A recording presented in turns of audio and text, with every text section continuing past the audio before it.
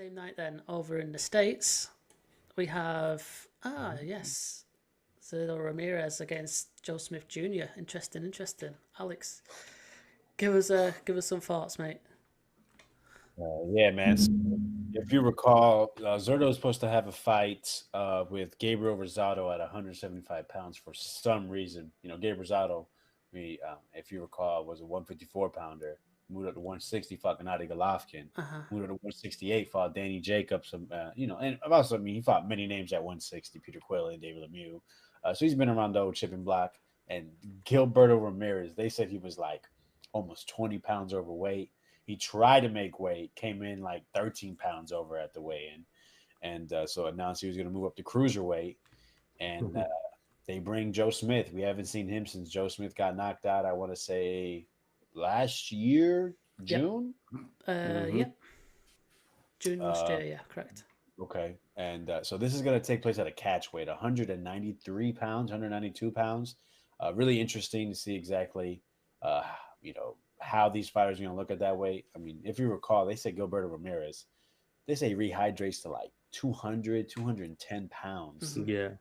So he probably is walking around when he's not in fighting shape, probably like 220, 230, right?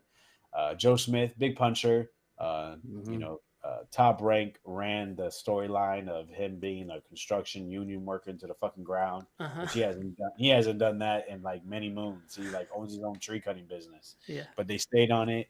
Big puncher, like I said, guy comes to fight. Gilberto Ramirez, guy that comes to fight.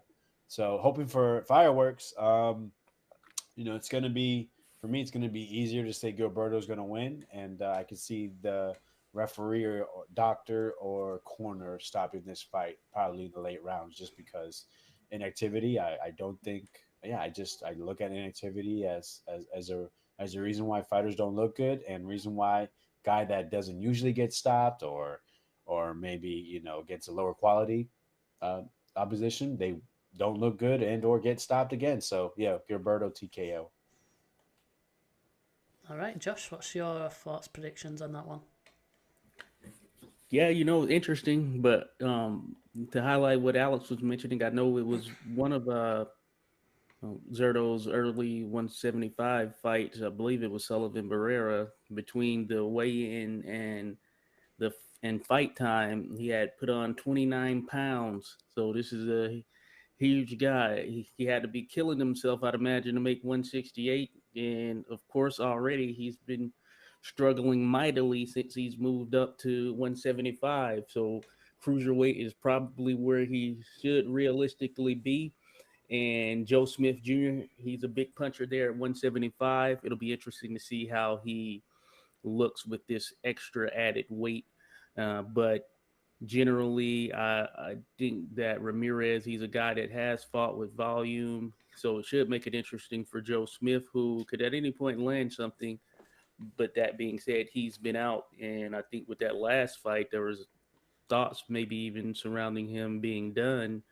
And when that is the case, then you kind of never know as far as what the look and feel is going to be like when they're back in the ring. So I would lean Zurdo, assuming he makes weight for this contest, even though it's at a catch weight of 193, and you would think that should help him out.